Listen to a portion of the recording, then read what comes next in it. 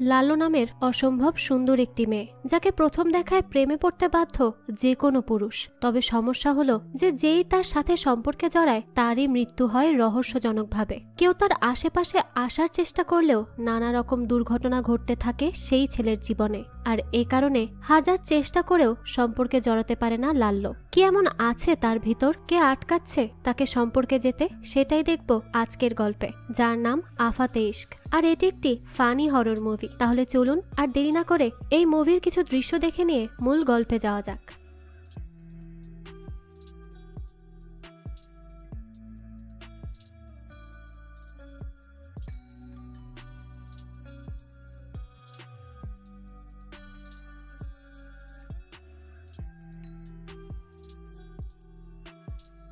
সময়টা ছিল 2020 সালের প্রথম দিকের, কোভিড আসার ঠিক পূর্বে। তো শুরুতেই আমরা পুলিশ স্টেশনে একটা মেয়েকে বসে থাকতে দেখি। তার সারা শরীরে ছিল রক্ত মাখা। সে বলছে সে লাল পরী আর সে অভিশপ্ত। যেই তার কাছে আসার চেষ্টা করে তারই নাকি রহস্যজনকভাবে মৃত্যু হয়ে যায়। এরপর দৃশ্য কিছুদিন পূর্বে চলে আসে। ব্যাকগ্রাউন্ডে কেউ একজন আমাদের সেই মেয়ের পরিচয় দিতে থাকে, যাকে আমরা শুরুতেই পুলিশ স্টেশনে দেখেছি, যে ছোট এক শহরে পুরনো একটা বাসায় থাকে। সে ছিল অনেক সহজ সরল আর তার নাম ছিল লাল্লু। সে ছোটবেলা থেকেই অনাথ, তার কেউই ছিল না, কিন্তু তার সাথে একটা ভূত থাকতো। প্রতিদিনের মতো সেদিন সকালেও অ্যালার্মের মাধ্যমে ঘুম ভাঙার পরেই সে নিজের মোবাইলে একটা গান প্লে করে আর নিজের কাজ শুরু করে দেয়। আর এই গান শুনে সেই ভূতও নাচতে শুরু করে। এই ভূত ছিল লাল্লুর অনেক ভালো বন্ধু। তারা অনেক মজা করে নাচ গান করে কাজ করতে থাকে। তো এই ভূতের নাম ছিল আত্মারাম। সে ছিল ওই শহরেরই একজন গায়ক, কিন্তু একদিন নদীর পাড়ে পা পিছলে পড়ে গিয়ে মারা যায় সে। আর তারপর থেকেই তার আত্মা তার মোবাইলের ভেতরেই বন্দী হয়ে যায়। একদিন সেই নদীর পাড়ে লাল্লু আসে আর সে এই মোবাইলটা পায়। আর এভাবেই লাল্লু আর আত্মারামের দেখা হয়। মোবাইলে গান বাজলেই আত্মারাম হাজির হয়ে যায়, কিন্তু লাল্লু ছাড়া আর কেউই এই আত্মারামকে দেখতে পারত না। লাল্লুর আরো দুজন প্রতিবেশী বন্ধু ছিল। একজন ছিল পার্লারওয়ালি সুহানি, আর এই পার্লারের মালকিনের ছেলে প্রতাপ। কখনো কোনো সমস্যায় পড়লে প্রতাপই তাকে সবসময় সাহায্য করে, কিন্তু লাল্লু যখন তাকে সাহায্যের বিনিময়ে চা খাওয়ার অফার করে, প্রতাপ সেটা খেতে মানা করে দেয়। কেননা তারা ভালো বন্ধু হলেও একসাথে চা খেতে তার বেশ লজ্জা লাগে। এরপর আমাদের পরিচয় করানো হয় যে এতক্ষণ ব্যাকগ্রাউন্ডে লাল্লুর পরিচয় দিচ্ছিল তার সাথেই লাল্লু থাকে। লাল্লু তাকে আম্মা বলেই ডাকে। তো বর্তমানে আম্মা ছিল বিছানাগত, নিজে থেকে কোনো কিছু করতে পারত না। তার সব কাজ লাল্লুই করে দেয়। একটা সময় তার স্বামী লাল্লুকে নিজের সাথে করে তাদের বাড়িতে এনেছিল, কেননা তিনি অসহায় মানুষদের সাহায্য করতে অনেক পছন্দ করতেন। তার আরো একটা অদ্ভুত শখ ছিল, সেটা হলো কীটপতঙ্গ সংগ্রহ করা। যাই হোক, তো তবে থেকেই লাল্লু এই বাড়িতে আছে। লাল্লুর সব থেকে পছন্দের কাজ ছিল বই পড়া। সে অনেক বেশি বই পড়ত আর নিজের জীবনকে সেই বইয়ের গল্পের মতোই কল্পনা করত। সে ভাবত বইয়ে যেভাবে নায়িকার জীবনে নায়ক আসে আর সব সমস্যার সমাধান করে দেয়, তার জীবনেও হয়তো একইভাবে কেউ একজন আসবে যে হবে তার ভালোবাসার মানুষ। যাই হোক, একটু পর দেখা যায় লাল্লু আম্মার জন্য চা বানাচ্ছিল আর গল্পের বই পড়ছিল। তখনই সে আত্মারামকে জিজ্ঞেস করে সে কি জানে সুহানির কয়টা বয়ফ্রেন্ড। জবাবে আত্মারাম মাথা ঝাঁকিয়ে না বলে। লাল্লু বলে সুহানির 2টা বয়ফ্রেন্ড, আর সে তো এখন পর্যন্ত কাউকে বাই বলা দূরের কথা হাইও পর্যন্ত বলেনি। আত্মারাম তো খুব মনোযোগ সহকারে লাল্লুর সব কথা শুনতে থাকে। তো এরপর লাল্লু চা নিয়ে আম্মার কাছে যায়। আম্মা বিছানায় পড়ে গেলে কি হবে, সে বেশ ফ্যাশন সচেতন। সে সুহানিকে ডেকে নিয়ে আইব্রো প্লাক করে নিচ্ছিল। তো সুহানি চলে যাওয়ার পর লাল্লু আম্মাকে বলে সে বাইরে যেতে চায়, কিন্তু আম্মা তাকে বলে তার বাইরে গিয়ে কি কাজ। তখনই তার পেছনে আত্মারাম দাঁড়িয়ে তার নকল করছিল, আর এটা দেখে লাল্লু মিটমিট করেই হাসতে থাকে। আম্মা তখন তাকে জিজ্ঞেস করে সে হাসছে কেন। সে আরো বলে তার তো মনে হয় লাল্লুর উপরে কোনো ভূত প্রেতের ছায়া আছে। যদি সে একবার সেই ভূতকে ধরতে পারে তাহলে সে তাকে মেরে ভর্তা বানিয়ে দিবে। সে আরো বলতে থাকে সে ওই ভূতকে হাতের কাছে পেলে আরো যে কি কি করবে। এটা শুনে তো আত্মারামের কলিজার পানি শুকিয়ে যায়। সে দ্রুত সেখান থেকে গায়েব হয়ে যায়। এরপর লাল্লু তাকে বলে আজ তার জন্মদিন, আর এ কারণেই সে একটু বাইরে যেতে চায়, শুধুমাত্র 2 ঘন্টার জন্য। কিন্তু আম্মা তাকে বলে সে তো তাকে ছাড়া কখনো 10 মিনিটও থাকে না, তাহলে 2 ঘন্টার জন্য কিভাবে তাকে বাইরে যেতে দিবে। লাল্লু বলে তার এবার 30 বছর পূর্ণ হলো, তাই সে সেলিব্রেট করতে একটু বাইরে যেতে চায়। কিন্তু আম্মা তবুও তাকে যেতে দিতে রাজি হচ্ছিল না। তাই সে বেশ কষ্ট পায় আর কষ্ট পেয়ে কাঁদতেই শুরু করে দেয়। আম্মা তখন তাকে নিজের কাছে ডাকে। এরপর নিজের কাঁথার নিচ থেকে একটা কেক বের করে আর লাল্লোকে বলে সে পঙ্গু হয়ে গিয়েছে বলে কি তার মনও পঙ্গু হয়ে গিয়েছে। তার আগে থেকেই লাল্লোর জন্মদিনের কথা মনে ছিল, তাই আজ সে সুহানিকে এখানে আসতে বলেছিল কেক নিয়ে। এটা শুনে তো লাল্লো বেশ ইমোশনাল হয়ে যায় আর অনেক বেশি খুশিও হয়। এরপর আম্মা লাল্লোকে নিজের আতরের কালেকশন থেকে একটা আতর উপহার দেয়, যেটা তার স্বামী তাকে একসময় উপহার দিয়েছিল। এটা দেখে তো সে অনেক বেশি অবাক হয়ে যায়। এরপর তারা সেই কেক কেটে লাল্লুর জন্মদিন সেলিব্রেট করে। সেখানে আত্মারামও ছিল। এরপর লাল্লো অনেক সুন্দরভাবে তৈরি হয়ে নেয় বাইরে যাওয়ার জন্য। সে আত্মারামকে জিজ্ঞেস করে তাকে কেমন লাগছে। আত্মারাম ইশারায় তাকে জানায় তাকে অনেক সুন্দর লাগছে। এরপর সে চলে যায় একটা ক্যাফেতে। এখানে ব্যাকগ্রাউন্ডে আম্মা আবারও বলতে থাকে লাল্লো সবসময় বাস্তব জীবনে বইয়ের সবকিছু ঘটাতে চাইতো। বইতে লেখা ছিল 30 বছরের নায়িকা তার জন্মদিন বাইরে সেলিব্রেট করতে গিয়েছিল আর সেখানেই তার সাথে তার ভালোবাসার মানুষের দেখা হয়েছিল। তাই লাল্লো তার 30তম জন্মদিনে সেই ক্যাফেতেই যায়। অন্যদিকে আমরা আম্মাকে দেখি যে সেলফি ক্যামেরায় নিজেকে দেখছিল। তার পেছনেই তার স্বামীর একটা বড় ছবি ছিল। সে সেলফি ক্যামেরায় সেই ছবিটাই আনতে চাচ্ছিল যাতে করে সেই ছবির সাথে সে সেলফি তুলতে পারে, কিন্তু সে কিছুতেই ক্যামেরাতে ছবিটা আনতে পারছিল না। তাই সে কিছুটা কিনারার দিকে সরে যেতে থাকে, কিন্তু তখনই সে হঠাৎ করে বিছানা থেকে পড়ে যায়। যেহেতু তাকে সাহায্য করার জন্য বাড়িতে কেউ ছিল না, তাই সে সেখানে পড়েই মারা যায়। অপরদিকে এই সব কিছু না জানা লাল্লো নিজের জন্য খাবার অর্ডার করে। তখনই তার টেবিলে আরো একটা লোক এসে বসে, যেরকমটা সে গল্পের নায়িকার সাথেও কেউ এসে বসেছিল। লাল্লো তো এটা দেখে তাকেই নিজের জীবনের ভালোবাসার মানুষ ভাবতে থাকে। সে নিজের খাওয়া বাদ দিয়ে মুগ্ধ হয়ে সে লোকের বার্গার খাওয়া দেখতে থাকে। সে তো নিজের কল্পনার জগতেই চলে যায়, কিন্তু তখনই সেখানে আরো একজন মহিলা আসে আর সেই লোকের পাশে বসে তার সাথে ফ্লার্ট করা শুরু করে আর সেই লোকও তার সাথে তাল মেলাতে থাকে। এটা দেখে তো লাল্লোর পুরো কল্পনাই পানি হয়ে যায়। এরপর বাড়ি ফিরেই সে আম্মার মৃত্যুর খবর পায়। আম্মা ছাড়া তো এই দুনিয়াতে তার আর কেউ ছিল না, তাই সে অনেক বেশি একা হয়ে পড়ে। এদিকে আম্মা মারা যাওয়ার পরেই তার আত্মীয় স্বজনরা তার সম্পত্তির লোভে বাড়িতে এসে ভিড় করতে থাকে। তারা লাল্লোকে নানা উল্টোপাল্টা কথা বলতে থাকে। তারা লাল্লোকে বাড়ি থেকেও বের হয়ে যেতে বলে। তাদের এসব কথা শুনে লাল্লো আড়ালে এসে কাঁদতে থাকে। এখানে আমরা প্রেম গুঞ্জন নামের এক ব্যক্তিকে দেখি, যে গুলশান অর্থাৎ আম্মার স্বামীর ভাতিজা ছিল আর লাল্লোর পরে সেই আম্মাকে কোনো স্বার্থ ছাড়া ভালোবাসতো। তো এখানে আমরা পার্লারওয়ালি আন্টিকেও দেখি, যে মন থেকে অনেক সাদা সিধা মানুষ। আর লাল্লোকেও সে অনেক পছন্দ করত। তার জীবনের একটাই লক্ষ্য ছিল, আর সেটা হলো তার ছেলে প্রতাপকে আবারও বিয়ে দেয়া। প্রতাপের স্ত্রী মারা গিয়েছে আর তারপর থেকে সে আর বিয়ে করেনি। তাই প্রতাপের মা এখন অনেক চেষ্টা করছে সুহানির সাথে তার বিয়ে দেয়ার। অন্যদিকে লাল্লো নিজের সব জিনিসপত্র নিয়ে বাড়ি ছেড়ে যাবার উদ্দেশ্যে নিচে নেমে আসে। যেহেতু আম্মা বেঁচে নেই, তাই তার বোনরা লাল্লোকে বাড়ি থেকে বের করে দিয়েছে। এ কারণে সে চাইলেও আর এখানে থাকতে পারবে না। তাই সে নিজের জিনিসপত্র নিয়ে চলে যাচ্ছিল। তখন সুহানি তাকে আটকায় আর তাকে তার সাথে কিছুদিন থাকতে বলে, যাতে করে সে এখানে থেকে নিজের জন্য ভালো একটা থাকার জায়গা খুঁজতে পারে। সে আরো বলে আমা বেঁচে থাকতে তো কেউই তার কোনো খোঁজ নেয়নি, তার কেবলমাত্র লাল্লোই ছিল। আর এখন সে মারা যেতেই সবাই সম্পত্তির লোভে এখানে এসে ভিড় করেছে। সুহানি যখন এসব বলছিল তখনই প্রেম গুঞ্জন লাল্লোকে ডাকতে ডাকতে সেখানে চলে আসে আর তাকে বলে লয়ার এসেছে আর সে জানিয়েছে আম্মা এই বাড়ি লাল্লোর নামে লিখে দিয়ে গেছে। এই কথা শুনে তো লাল্লো অনেক বেশি ইমোশনাল হয়ে যায় আর অনেক বেশি খুশিও হয়। সুহানিও তখন অনেক খুশি হয়। তো প্রেম গুঞ্জন সুহানিকে সেখানে দেখে তার সাথে ফ্লার্ট করতে শুরু করে। সে সুহানিকে নিজের একটা কার্ডও দেয় তার সাথে পরে যোগাযোগ করার জন্য, আর লাল্লোকে বলে লয়ারের সাথে গিয়ে কথা বলতে। এরপর আমরা পুলিশ স্টেশনের দৃশ্য দেখি। আমার বোনেরা সেখানে লাল্লোর বিরুদ্ধে রিপোর্ট লেখাতে গিয়েছিল, কেননা আম্মা তার নামে সব সম্পত্তি লিখে দিয়েছে। তাই তাদের ধারণা লাল্লো নিশ্চয়ই কিছু একটা করেছে। তারা সেখানে গিয়ে মিথ্যা কান্না করতে থাকে, নাটক করতে থাকে। তখন পুলিশ ইন্সপেক্টর তাদের বলে তাদের এই কেস তার সব থেকে ট্যালেন্টেড, বুদ্ধিমান এবং শক্তিশালী হাবিলদার, যে কিনা তাদের ইউনিটের ব্যোমকেশ বক্সি নামে পরিচিত, অর্থাৎ বিক্রমকে দেবে। তো সে যখন বিক্রমের নামে এক একটা প্রশংসা করছিল, ততবারই পাশ থেকে কারো গড়গড়িয়ে কুলকুচি করার শব্দ আসছিল।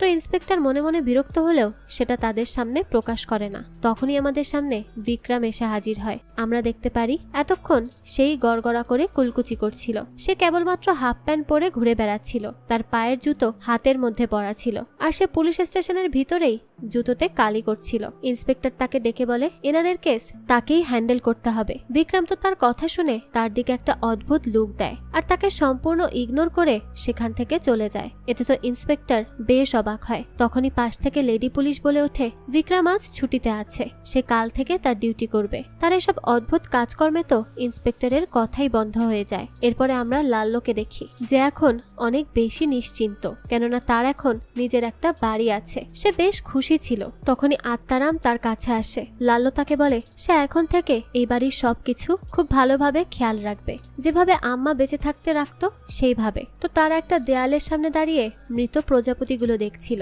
যেগুলো গুলশানজি নিজের কীটপতঙ্গের কালেকশনে রেখেছিলেন। তখনই বেশ জোরে একটা শব্দ হয়। লাল্লো তখন সেদিকে দৌড়ে যায়। আত্মারামও তার পিছু পিছু যায়, আর সেখানে গিয়ে তারা দেখতে পায় ওয়াশরুমের ফ্ল্যাশ ভেঙে পড়েছে। আসলে এই বাড়িটা অনেক বেশি পুরাতন ছিল, তাই এখানকার অনেক কিছুই ভেঙে গিয়েছে এবং নষ্টও হয়ে গিয়েছে। লাল্লো তখন প্রেম গুঞ্জনকে ফোন করে আর নিজের এই সমস্যার কথা জানাতে চায়, কিন্তু তার কাছে তো কোনো ফোনও ছিল না। তার কাছে শুধুমাত্র কুড়িয়ে পাওয়া আত্মারামের সেই ফোনটি ছিল, যেটাতে শুধু গানই শুনতে পারত সে। তখন সে আত্মারামকে বলতে থাকে এখন তো সবার কাছে টাচ স্ক্রিন ফোন আছে, আর সে তো কাউকে কল করতে চাইলেও সেটা করতে পারে না। আমার ফোনটাও তার বোনেরা আম্মা মারা যাওয়ার পরে নিয়ে গিয়েছে। আত্মারামও তখন ইশারায় তার জন্য অনেক দুঃখ প্রকাশ করে। এখানে বলে রাখা ভালো, আত্মারাম কিন্তু কথা বলতো না, সবকিছু ইশারায় বোঝাতো। এরপর লাল্লো বাইরে একটা দোকানে গিয়ে প্রেম গুঞ্জনকে ফোন করে, কিন্তু প্রেম গুঞ্জন তো তখন সুহানির সাথে নিজের প্রাইভেট টাইম স্পেন্ড করছিল, তাই সে লাল্লোর ফোন খেয়ালই করে না। লাল্লোর কাছে তখন কোনো টাকাও ছিল না, তাই সে বাড়ির মেরামতো করতে পারছিল না।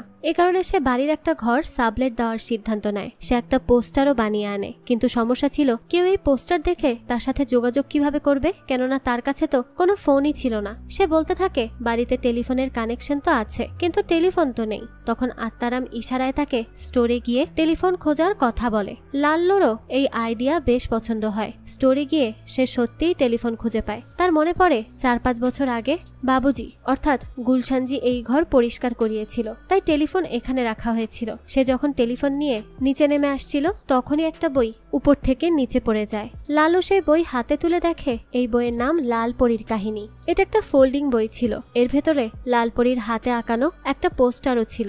লাল্লোর এই বইটা অনেক বেশি পছন্দ হয়। সে এখন এই বইটাও পড়তে শুরু করে, এমনকি সে লালপরীর সেই পোস্টারটাও তার নিজের ঘরের দেয়ালে লাগিয়ে নেয়। এরপর সে আত্মারামকে লালপরীর কাহিনী শোনাতে থাকে। অনেক বছর আগে লালপরী নামে একজন সুন্দরী প্রস্টিটিউট ছিল, যার আসল নাম ছিল শোক সুন্দরী। তার অনেক বেশি ধন সম্পদ ছিল। সে একটা ডাকাতকে ভালোবেসে ফেলে। এরপর সে নিজের সব ধন সম্পদ ফেলে সে ডাকাতের সাথে জঙ্গলে চলে যাওয়ার সিদ্ধান্ত নেয়, কেননা সে তার সাথেই নিজের জীবনটা কাটাতে চেয়েছিল। কিন্তু সেই ডাকাত তো কেবলমাত্র তার সাথে ভালোবাসার অভিনয় করেছিল তার ধন সম্পদ পাওয়ার জন্য। তো পাহাড়ে একটা মন্দিরে যাওয়ার পর ডাকাত পেছন থেকে শোক সুন্দরীর পিঠে ছুরি মারার চেষ্টা করে, কিন্তু সে সেটা বুঝতে পেরে যায় আর সেই ডাকাতকে ধাক্কা দিয়ে পাহাড় থেকে নিচে ফেলে দেয় নিজেকে বাঁচানোর জন্য। এরপর থেকে সে অনেক বেশি একা হয়ে গিয়েছিল। তারপর থেকেই তার কাছে যেই আসতে চাইতো সেই মারা যেত। সবাই বলতো শোক সুন্দরী তার একাকিত্বের কারণে অভিশপ্ত হয়ে গিয়েছে। দৃশ্য বর্তমানে চলে আসে। লাল্লু একটা নতুন বই কিনে এনেছিল, যেটাতে বিভিন্ন রান্নার রেসিপি লেখা ছিল, আর এই বইটা ছিল প্রতাপের স্ত্রীর। প্রতাপের মা এই বইটা সুহানিকে দিয়েছিল, যাতে করে সে একদম প্রতাপের স্ত্রীর মতো রান্না করা শিখতে পারে। কিন্তু সুহানি তো প্রতাপকে বিয়ে করতে মোটেও ইচ্ছুক ছিল না, তাই সে এটা বিক্রি করে দেয় লাল্লোর কাছে। এই বইয়ে অনেক অদ্ভুত অদ্ভুত রেসিপি সম্পর্কে লেখা ছিল। তখন লাল্লোর মনে পড়ে প্রতাপের মা সুহানিকে বলেছিল এই বইয়ের রেসিপি অনুযায়ী কেউ যদি রান্না করে প্রতাপ তো তার জন্যই পাগল হয়ে যাবে।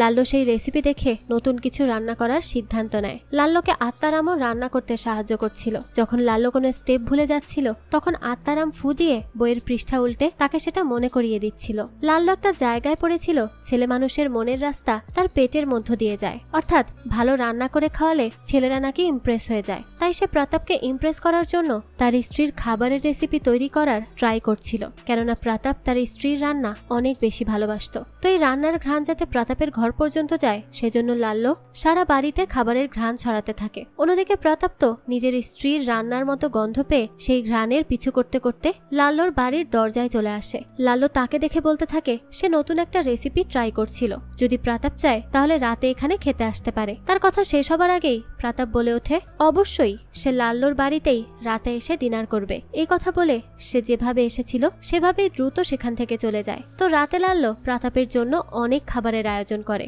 প্রতাপ এলে লাল্লো তাকে প্রথমে স্যুপ খেতে দেয়। সে চামচ রেখে পুরো বাটি সহ ঢকঢক করে স্যুপ খাওয়া শুরু করে দেয়। তাকে এভাবে খেতে দেখে লাল্লো তো অনেক চমকে যায়। এরপর প্রতাপ নিজের স্ত্রীর ছবি বের করে আর লাল্লোকে দেখিয়ে বলতে থাকে তার স্ত্রী সারলা ঠিক লাল্লোর মতোই রান্না করত। সে মজাদার রান্না করত আর নিজেই সেটা অনেক বেশি পেট পুড়ে খেত।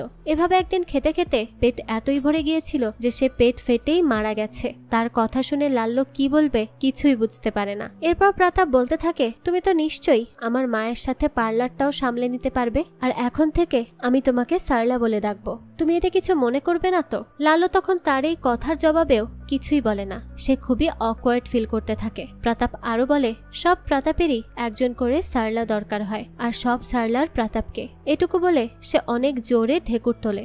লাল্লো তখন খেয়াল করে প্রতাপের পেট ধীরে ধীরে ফুলে যাচ্ছে, তাই সে দ্রুত বলে ওঠে সে তার জন্য ঠান্ডা জাতীয় কিছু নিয়ে আসছে।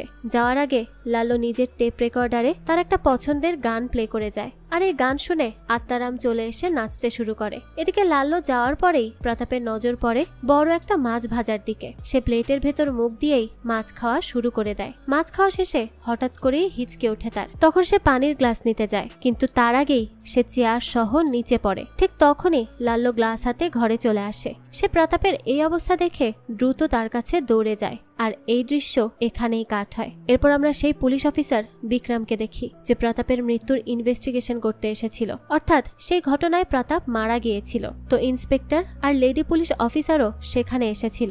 লাল্লো তো একটা চেয়ারে বসে বসে কাঁদছিল। তখনই সেখানে সুহানি আর পার্লারের মালকিন অর্থাৎ প্রতাপের মা চলে আসে। লাল্লো তাকে দেখে বলতে থাকে সে কিচ্ছু করেনি। এরপর ফ্ল্যাশব্যাকে আমাদের দেখানো হয় লাল্লো যখন ঘরে এসেছিল তখন সে প্রতাপকে নিচে পড়ে থাকতে দেখে। সে ভেবেছিল হয়তো প্রতাপের শ্বাস আটকে গেছে, তাই সে তার শ্বাস আনার চেষ্টা করে, কিন্তু তাতেও কাজ না হলে লাল্লো ভাবে হয়তো প্রতাপের গলায় কোনো কিছু আটকে গেছে, তাই সে তার মুখের ভেতর শুকনো ভাত দেয়। কিন্তু সেই ভাত যখন বাইরে বেরিয়ে আসছিল তখন লাল্লো সেই ভাত যাতে প্রতাপের মুখ থেকে বের না হয় সেটা আটকানোর জন্য নিজের ওড়না দিয়ে প্রতাপের মুখ বেঁধে দেয়। তো এসবে তো স্বাভাবিকভাবেই কোনো কাজ হয় না, আর কিছুক্ষণ পর প্রতাপ ঠিকই মারা যায়। লাল্লো বলতে থাকে সে ভুল কিছু করেনি, তাই প্রতাপের মা যেন তাকে ভুল না বোঝে। কিন্তু তার এসব কথা শুনে প্রতাপের মা সেখানেই মাটিতে বসে পড়ে, আর সবার চোখের সামনেই ঠাস করে পড়ে মারা যায়। সবাই তো এটা দেখে হতবাক হয়ে যায় যে এটা কি হয়ে গেল, আর লাল্লো তো আরো বেশি ঘাবড়ে যায়। এদিকে পুলিশ অফিসার বিক্রম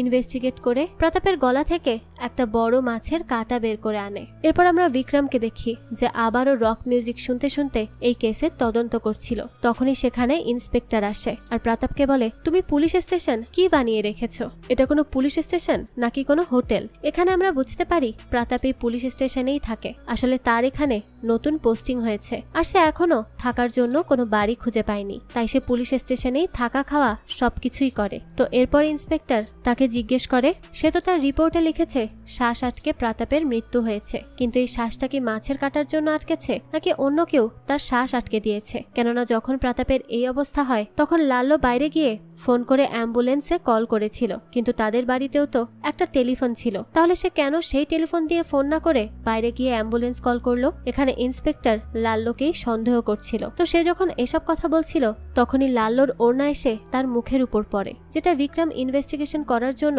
নিজের সাথে এনেছিল।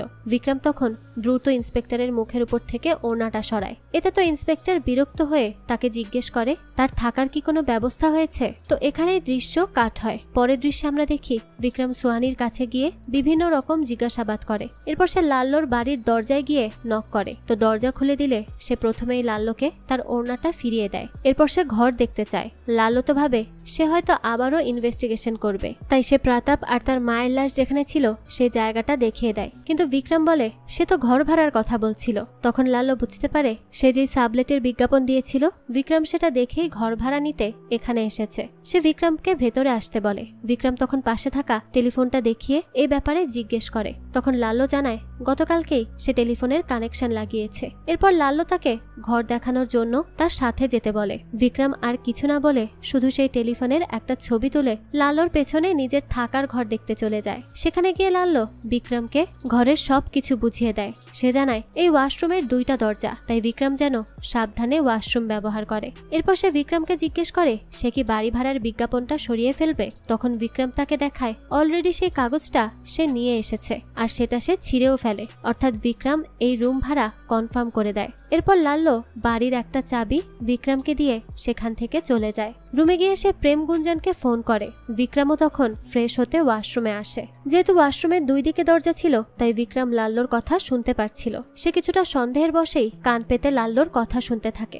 কিন্তু লাল্লো ফোনে বাড়ির আরেকটা চাবি বানানোর কথা বলছিল, যেহেতু তার চাবিটা সে বিক্রমকে দিয়ে দিয়েছে। তো তার এসব কথা শুনে বিক্রম বুঝতে পারে সন্দেহজনক কোনো কথাই লাল্লো বলছে না, তাই সে নিজের মতোই ফ্রেশ হতে থাকে। অন্যদিকে লাল্লো ফোনে বলছিল বিক্রম এখনো বাড়ির ভাঙাচোরা অবস্থার কথা জানে না। এদিকে বিক্রম তখন ফ্ল্যাশ ইউজ করতে গিয়ে দেখে ফ্ল্যাশ কাজ করে না। তখনই বাইরে থেকে লাল্লো ভাঙা ফ্ল্যাশ টানাটানির শব্দ শুনতে পায়। তখন লাল্লো ফোনে বলতে থাকে যে এইমাত্রই ভাঙা ফ্ল্যাশের ব্যাপারে সে জানতে পারলো। সে বেশ চিন্তিত হয়ে ফোনটা রেখে দেয় যে এখন সে কিভাবে কি ঠিক করবে। তো পরের দিন সকালে বিক্রম তার প্রতিদিনের রুটিন অনুযায়ী সকালে অনেক জোরে জোরে রক মিউজিক শুনতে শুনতে ফ্রেশ হতে থাকে। কিন্তু তার এত জোরে এসব গান বাজানোর জন্য লাল্লোর ঘুম ভেঙে যায়। সে খুবই বিরক্ত হয়ে এসে মিউজিক সিস্টেমটা বন্ধ করে দেয়। এদিকে বিক্রম যখন ওয়াশরুম থেকে গানের শব্দ আর পাচ্ছিল না তখন সে উকি দিয়ে দেখে লাল্লো তার মিউজিক সিস্টেমটা বন্ধ করে দিয়েছে। সে বুঝতে পারে তার মিউজিকের জন্য লাল্লোর সমস্যা হচ্ছে, তাই সে আর তাকে কিছু বলে না।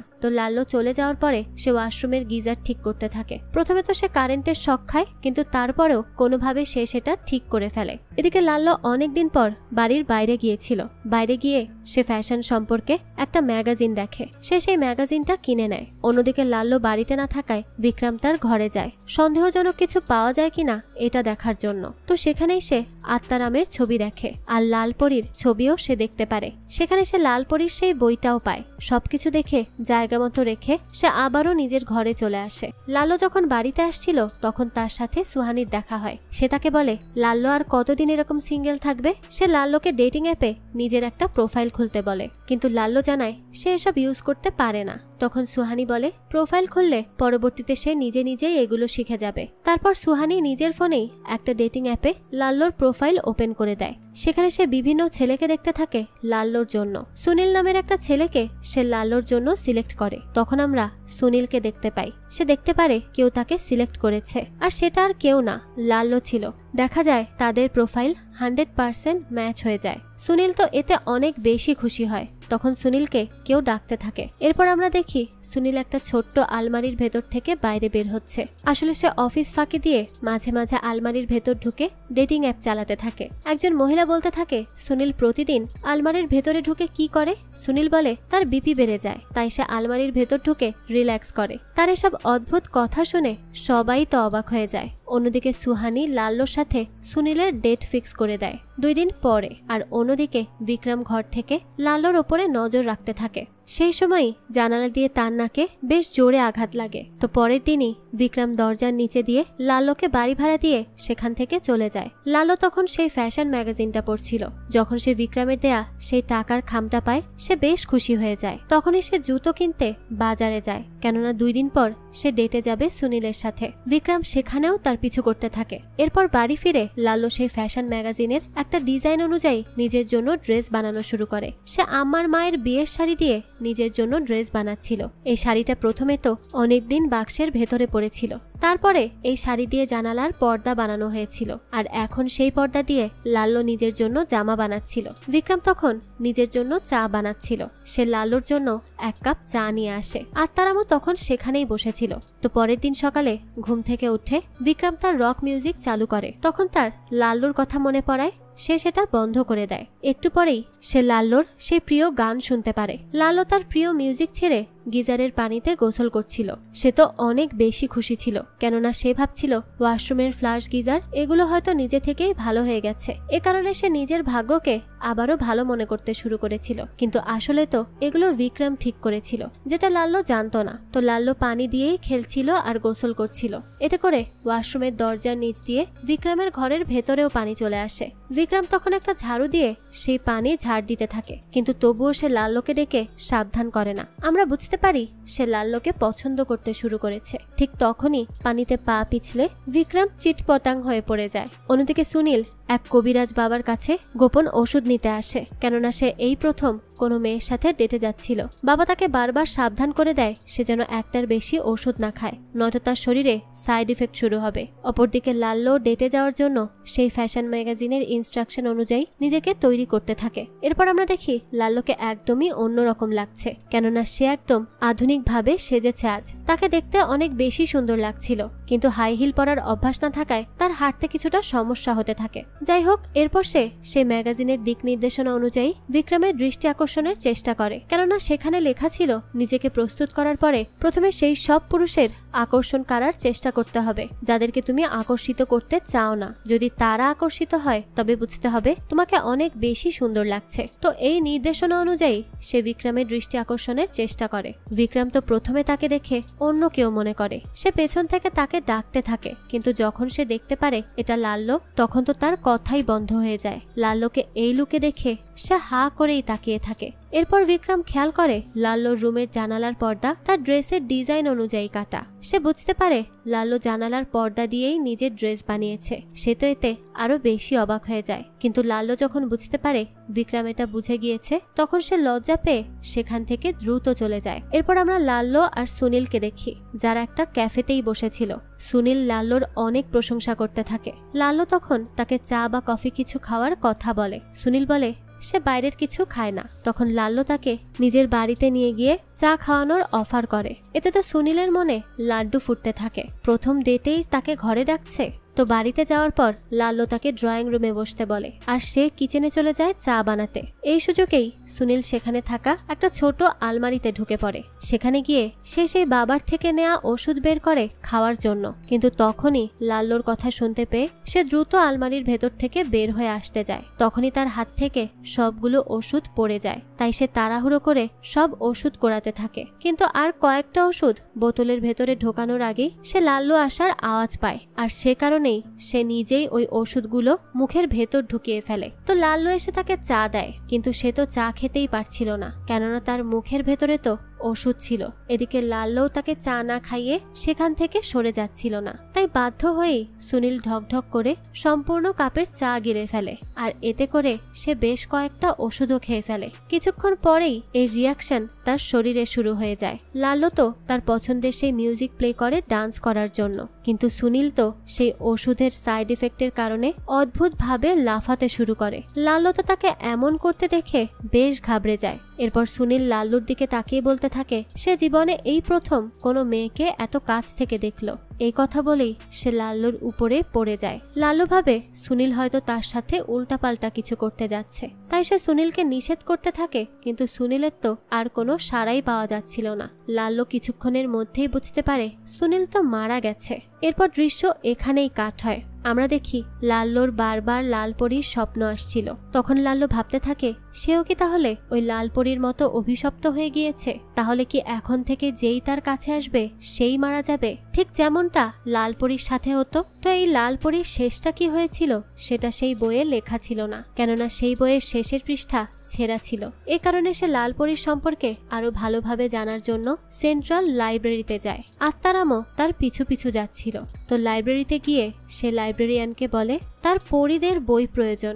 সে লালপরীর কাহিনী জানতে চায়, কিন্তু লাইব্রেরিয়ান তাকে সাহায্য না করে উল্টো সেখান থেকে দ্রুত চলে যেতে বলে। আর সে বেশ ঘাবড়ে গিয়ে বলতে থাকে লাল্লোর উপরে কোনো ভূত প্রেতের ছায়া রয়েছে, তাই তার আশেপাশে যেই থাকবে সেই মারা যাবে। তো সেই সময় লাইব্রেরিতে পরিষ্কার পরিচ্ছন্ন করার জন্য একটা ছেলে ছিল। সে একটা মই নিয়ে সেটার উপর উঠেই দাঁড়িয়েছিল আর সেখান থেকেই লাল্লোর দিকে মুগ্ধ হয়ে তাকিয়েছিল। এদিকে ওই লাইব্রেরিয়ান যখন লাল্লোকে সাহায্য করতে চায় না আর এখান থেকে চলে যেতে বলে, তখন লাল্লো অনেক বিরক্ত হয়ে যায় আর কিছুটা চিৎকার করেই বলে তার কথা সে কেন বোঝার চেষ্টা করছে না। ঠিক তখনই তার দিকে মুগ্ধ হয়ে তাকিয়ে থাকা ছেলেটা মই থেকে পড়ে সেখানেই মারা যায়। এটা দেখে তো লাল্লো অনেক বেশি ঘাবড়ে যায় আর দৌড়ে সেখান থেকে বেরিয়ে আসে। রাস্তায় তার ওড়না উড়ে গিয়ে রেস্টুরেন্টে দেখা হওয়া সেই লোকের কাছে গিয়ে পড়ে। সে লাল্লোকে তার ওড়না ফিরিয়ে দিতে আসলে সেও রাস্তার মাঝখানে অ্যাক্সিডেন্ট করে মারা যায়। এরপর আরো একজন ব্যক্তি যে লাল্লোর দিকে তাকিয়েছিল তার মাথার উপরে একটা টপ পরে সেও সেখানে মারা যায়। এই সব কিছু দেখে তো লাল্লো এবার বেশ ঘাবড়ে যায়। বাড়িতে এসে সে অনেক বেশি কাঁদতে থাকে। তার এসব খুব খারাপ লাগছিল। তো রাতের বেলা বিক্রম বাড়িতে এসে তাকে এভাবে দেখে তার কাছে আসতে চায়। তখনই লাল্লো তাকে নিজের থেকে দূরে থাকতে বলে, কেননা সে এখন বিশ্বাস করে নিয়েছিল যে যেই তার কাছে আসবে সেই মারা যাবে। তাই সে বিক্রমকেও তার কাছে আসতে মানা করে। কিন্তু বিক্রম তবুও লাল্লোর কাছে আসে আর তাকে শান্ত করার চেষ্টা করে। সে লাল্লোকে বলে মানুষ ভুল সময়ে ভুল জায়গায় চলে গেলে তার মৃত্যু অনিবার্য, তাই এসবে লাল্লোর কোনোই দোষ নেই। কিন্তু লাল্লো তার কোনো কথাই শোনে না আর বলতে থাকে লালপরীর জীবন যেমন অভিশপ্ত হয়ে গিয়েছিল তার জীবনও ঠিক সেভাবেই অভিশপ্ত হয়ে গিয়েছে। তখন বিক্রম তাকে জিজ্ঞেস করে লাল্লো কি লালপরীর গল্পটা পুরো পড়েছে, কেননা এই গল্পের শেষে লেখা ছিল কেবলমাত্র প্রকৃত ভালোবাসাই লালপরীর এই অভিশাপ মুক্ত করতে পারবে। কিন্তু এর পরের পৃষ্ঠায় ছেঁড়া ছিল, তাই লালপরীর অভিশাপ কেটেছিল কিনা এই বিষয়ে তারা জানতে পারে না। কিন্তু এটা জানতে পেরে লাল্লোর মন কিছুটা হালকা হয় যে যাক, অভিশাপ কাটানোর একটা তো অন্তত উপায় আছে। এরপর বিক্রম লাল্লুর সাথে আরো কিছুক্ষণ গল্প করে, এতে লাল্লোর মনও ভালো হয়ে যায়। পরের দিন যখন বিক্রম পুলিশ স্টেশনে যাচ্ছিল তখন সে প্রেম গুঞ্জনকে আসতে দেখে, কিন্তু তার হাতে বেশি সময় না থাকায় সে দ্রুত সেখান থেকে চলে যায়। অন্যদিকে প্রেম গুঞ্জন সুহানিকে মানানোর চেষ্টা করছিল, কেননা সুহানির সাথে সম্পর্কে থাকা অবস্থাতেই সে মায়া নামের এক বিবাহিত মহিলার সাথে পরকীয়ার সম্পর্কে জড়িয়ে গিয়েছিল। তাই সুহানি তার সাথে ব্রেকআপ করে নেয়। সুহানি সেখান থেকে চলে যাওয়ার পর প্রেম গুঞ্জন লাল্লোকে বাড়ির চাবি দিতে যায়, যেটা সে তাকে বানাতে বলেছিল। কিন্তু হঠাৎই তার ওয়াশরুমে যাওয়ার দরকার পড়ে, তাই সে আগে ওয়াশরুমে ঢুকে পড়ে। আর এদিকে ওয়াশরুমে পানির শব্দ পেয়ে লাল্লো ভাবে হয়তো বিক্রম ওয়াশরুমে গিয়েছে, তাই সে তার জন্য চা নিয়ে দাঁড়িয়ে থাকে। কিন্তু তখনই ওয়াশরুম থেকে প্রেম গুঞ্জন বের হয়ে আসে আর সে লাল্লোকে এই লুকে দেখে তো অনেক বেশি অবাক হয়ে যায়, কেননা সে এর আগে কখনোই লাল্লোকে এভাবে দেখেনি। সে নিজের কাছে থাকা সেই গোলাপ যেটা সে সুহানির জন্য এনেছিল সেটা সে লাল্লুকে দেয় আর তার অনেক প্রশংসা করতে থাকে। অপরদিকে বিক্রম যাওয়ার আগে ওয়াশরুমের ফ্ল্যাশ ঠিক করে গিয়েছিল, কিন্তু তাড়াহুড়োর জন্য সে সেই যন্ত্রপাতিগুলো সরিয়ে রাখার সময় পায়নি। তো যখন প্রেম গুঞ্জন ওয়াশরুমে যায় তখন সে ফ্ল্যাশ ঠিক করা সেই যন্ত্রপাতি সরিয়ে ওয়াশরুম ব্যবহার করেছিল, আর এ কারণে তার হাতেই সেই যন্ত্রপাতিগুলো ছিল। তার হাতে এসব যন্ত্রপাতি দেখে লাল্লো ভাবে প্রেম গুঞ্জানি হয়তো এর আগে গিজার ঠিক করেছে আর আজকে সেই ফ্ল্যাশ ঠিক করেছে, আর এসব সে করেছে লাল্লোকে সাহায্য করার জন্য। তাই সে ভাবতে থাকে প্রেম গুঞ্জানি হয়তো তার সেই আসল ভালোবাসার মানুষ। তো প্রেম গুঞ্জন তার স্বভাব সুলভ ফ্লার্ট করতে থাকে লাল্লোর সাথেও। সে লাল্লোকে তার সাথে পার্টিতে যাওয়ার জন্য ইনভাইট করে। লাল্লো তো প্রথমে যেতে রাজি হয় না। সে প্রেম গুঞ্জনকে বলে সে যদি লাল্লোর সাথে ঘোরাফেরা করে তবে সেও মারা যাবে, কেননা সে অভিশপ্ত। কিন্তু প্রেম তো এসব কথা বিশ্বাসই করে না। সে জানায় আজ তার জন্মদিন। এটা শুনে লাল্লো তার সাথে যেতে রাজি হয়ে যায়। এদিকে বাড়ি ফিরে বিক্রম নিজের ঘরে লাল্লোর চায়ের কাপ দেখতে পায়। সে বুঝতে পারে লাল্লো তার ঘরে এসেছিল, এতে সে বেশ খুশি হয়। অন্যদিকে পার্টিতে গিয়ে লাল্লোর সাথে মায়া নামের সেই মহিলার দেখা হয়। সে লাল্লোকে বেশ অপমান করতে থাকে, কিন্তু প্রেম গুঞ্জন এসে বিষয়টা কোনোভাবে সামলে নেয়। লাল্লো তখন তাকে জানায় তার এখানে ভালো লাগছে না, তাই প্রেম গুঞ্জন তাকে নিয়ে বাড়ি চলে আসে। বাড়িতে ঢোকার সময় প্রেম তাকে বলে দেখেছো আমি বেঁচে আছি, এর মানে এসব অভিশাপ সত্যি না। লাল্লো তখন তাকে আর কিছুই বলে না।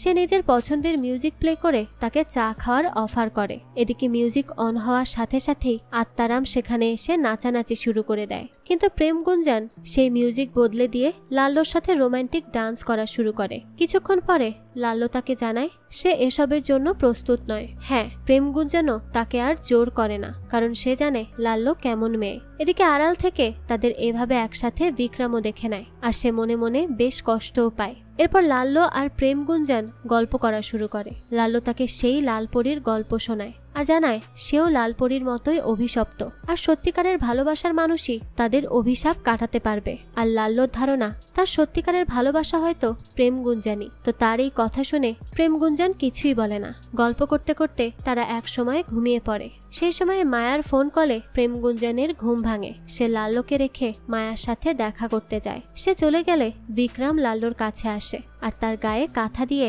সেখান থেকে চলে যায়। সে তার জন্য একটা চিরকুট লিখে রেখে দেয়। তো লাল্লোর যখন ঘুম ভাঙে সেভাবে প্রেম গুঞ্জানি হয়তো তাকে এই কাঁথা দিয়ে গিয়েছে, আর সেই হয়তো তার জন্য চিরকুট রেখে গেছে। এসব ভেবে তো সে বেশ খুশি হয়। এদিকে লাল্লো ভাবছিল প্রেম গুঞ্জান তাকে হয়তো সত্যি ভালোবাসবে।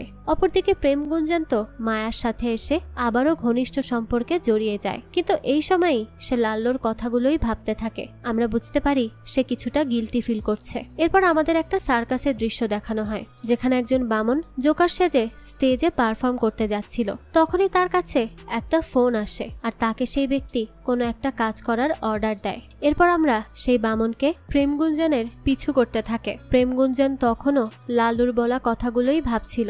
এদিকে লাল্লো প্রেম গুঞ্জানের জন্মদিনের জন্য নিজ হাতে কেক বানাতে থাকে। তখনই প্রেম গুঞ্জান লাল্লোর বাড়ির গেটে চলে আসে। সে কলিং বেল চাপে, কিন্তু এতে কোনো আওয়াজ হয় না। তখনই আমরা দেখি কলিং বেলটাও নষ্ট, আর বিক্রম কলিং বেলের বিদ্যুৎ লাইন ঠিক করছিল। তখন প্রেম গুঞ্জান তবুও বারবার কলিং বেল চাপতে থাকে। তখনই সেই জোকার বামন পেছন থেকে কিছু একটা দিয়ে প্রেম গুঞ্জানের পিঠে আঘাত করে।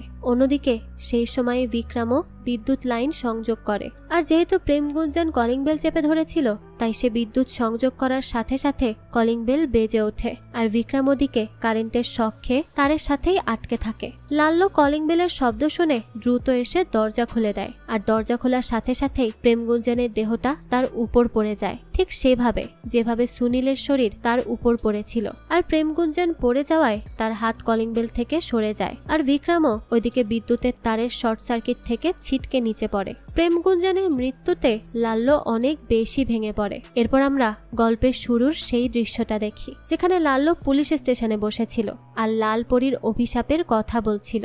কিন্তু ইন্সপেক্টর ভাবতে থাকে এই সব কিছু লাল্লোরই প্ল্যান, আর সে বড় কোনো গেম খেলার চেষ্টা করছে। তখনই সেখানে বিক্রম চলে আসে। তাকে দেখে তো ইন্সপেক্টর বলতে থাকে, আরে আপনি বেঁচে আছেন, একজনের মার্ডার অন্তত কম হলো। তো বিক্রম এসে সেখানে লাল্লোর নির্দোষ হওয়ার প্রমাণ দেয়। প্রেম গুঞ্জানকে যে খুন করেছিল তার হাতের ছাপের সাথে লাল্লোর হাতের ছাপের কোনো মিল নেই। এই প্রমাণ দিয়ে সে লাল্লোকে সেখান থেকে ছাড়িয়ে নিয়ে যায়। বাড়ি এসে লাল্লো সেভাবেই শুয়ে পড়ে।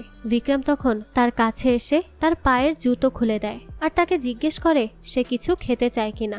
লাল্লো তখন বলে সে কিছুটা সময় একা থাকতে চায়, কিন্তু বিক্রম কিছুতেই তাকে একা থাকতে দিচ্ছিল না, কেননা তার ধারণা ছিল লাল্লো এখন মানসিকভাবে খুবই বিপর্যস্ত, তাই সে একা থাকলে উল্টোপাল্টা কিছু করে ফেলতে পারে। এ কারণে লাল্লো তাকে সেই খাবার আনতে বলে, যেটা সে তার 30তম জন্মদিনে একটা রেস্টুরেন্টে গিয়ে খেয়েছিল। তো তার খাওয়ার ইচ্ছার কথা শুনে তো বিক্রম তখনই সেই খাবার আনতে বাইরে চলে যায়। এদিকে বিক্রম চলে যাওয়ার পরেই লাল্লো তার ড্রয়ার থেকে ঘুমের ওষুধ বের করে সেটা খেয়ে নেয়। আর যখন তার হুঁশ ফেরে তখন সে নিজেকে একটা নদীর তীরের পাথরের উপরে বসে থাকতে দেখে, আর তার সামনে আত্মারাম দাঁড়িয়েছিল। লাল্লো তাকে জিজ্ঞেস করে সে কি মারা গিয়েছে।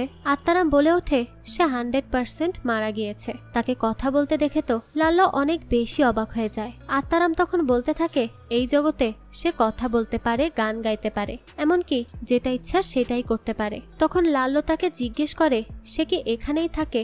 আত্মারাম তাকে বলে তুমি এসব ছাড়ো, আর এটা শুনে রাখো তোমাকে আমার থেকে বেশি কেউ ভালোবাসতে পারবে না, না ওই দুনিয়ায় না এই দুনিয়ায়। আর এই কথা শুনে তো লাল্লো অনেক অবাক হয়ে যায়। সে বলতে থাকে তুমি তো আমার অনেক ভালো বন্ধু। এই কথা শুনে আত্মারাম রেগে যায় আর বলতে থাকে সে কখনোই লাল্লোর বন্ধু ছিল না, সে প্রথম থেকেই লাল্লোকে ভালোবাসতো, তাকে পছন্দ করত। অপরদিকে বিক্রম খাবার নিয়ে বাড়িতে ফিরে এসে দেখে লাল্লো চেয়ারের উপরে পড়ে আছে। সে বুঝতে পারে লাল্লো আত্মহনন করেছে। সে তখন দ্রুত দরজা খোলার চেষ্টা করতে থাকে। অন্যদিকে লাল্লো আত্মারামকে বলতে থাকে সে যেন তাকে ভালোবাসার চিন্তাও না করে, কারণ সে তো খুব ভালোভাবেই জানে যে লাল্লো লাল পরী। এই কথা শুনে আত্মারাম বলতে থাকে তুমি লাল পরী আর আমি তোমার মুক্তিদাতা। যেভাবে লাল পরী আত্মহনন করেছিল তুমিও আত্মহনন করেছ। এই কথা শুনে লাল্লো বলে লাল পরীর প্রেমিক তো তাকে ধোকা দিয়েছিল, কিন্তু প্রেম গুঞ্জান তো তাকে ধোকা দেয়নি। জবাবে আত্মারাম বলতে থাকে প্রেম গুঞ্জান মায়ার সাথে পরকিয়া করছিল আর এটা মায়ার স্বামী দেখে ফেলেছিল। এ কারণেই সে বামন জোকারকে হায়ার করেছিল প্রেম গুঞ্জানকে হত্যা করার জন্য। তার কথা শুনে লাল্লো বুঝতে পারে সেদিনের সেই চিরকুট আসলে বিক্রম রেখেছিল, প্রেম গুঞ্জান নয়। তাই সে আত্মারামকে জিজ্ঞেস করে সে কি লালপরীর কাহিনীর শেষটা জানে। তো জবাবে সে বলে হ্যাঁ, সে আত্মহনন করে, এটাই তার শেষ ছিল। লাল্লো তাকে বলে কিন্তু সে লালপরীর মতো সত্যিকারের ভালোবাসার খোঁজ পায়নি। আত্মারাম তখন আরো বলতে থাকে আসল ভালোবাসার মানুষ তো আমি। 10 বছর হলো আমি তোমার পেছনে পড়ে আছি, কিন্তু লাল্লো তো তাকে শুধুমাত্র ভালো বন্ধুই ভাবত। তখন আত্মারাম বলতে থাকে সে জানে লাল্লো এখন বিক্রমের কথাই ভাবছে, কিন্তু সেও সেভাবেই মারা যাবে যেভাবে বাকি সবাই মারা গিয়েছিল, কারণ আত্মারাম বুঝতে পেরেছে যে বিক্রমও লাল্লোকে ভালোবাসে। তো অন্যদিকে আমরা দেখি বিক্রম গুলি করে ফাইনালি লাল্লোর ঘরের দরজা খুলে ফেলে, কিন্তু তখনই সে পা পিছলে ঠিক সেই জায়গায় পড়ে যায় যেখানে সুনীল, প্রেম গুঞ্জান, প্রতাপের মা পড়ে মারা গিয়েছিল। এদিকে আমরা আসল রহস্য জানতে পারি।